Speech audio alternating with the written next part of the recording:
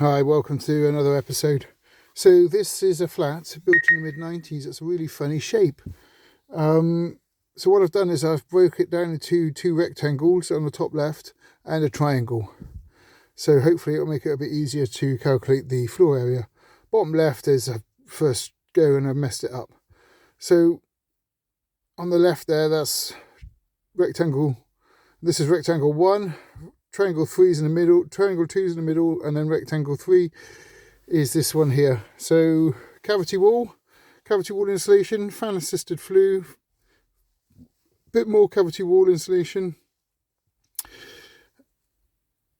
and house number, thermostat, room stat, boiler. Now it doesn't say the model number on it, so I'll just have to describe it. Post 98. Fan assisted flue condensing combi. No date stamp on the intermittent strip. Open the window. I'm sure there's a date stamp there. It looks quite new. There you go, 2003. Post 2002 glazing. Radiators, TRVs, back door, low energy lighting, mixer shower on bath taps, 300mm thick cavity wall that has been filled, we checked earlier.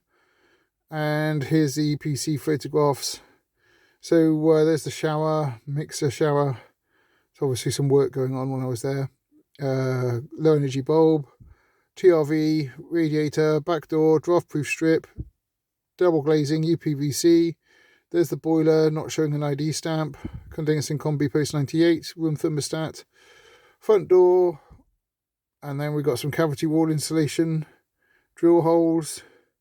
The fan flue, another drill hole, showing a pattern, another pattern, cavity wall insulation.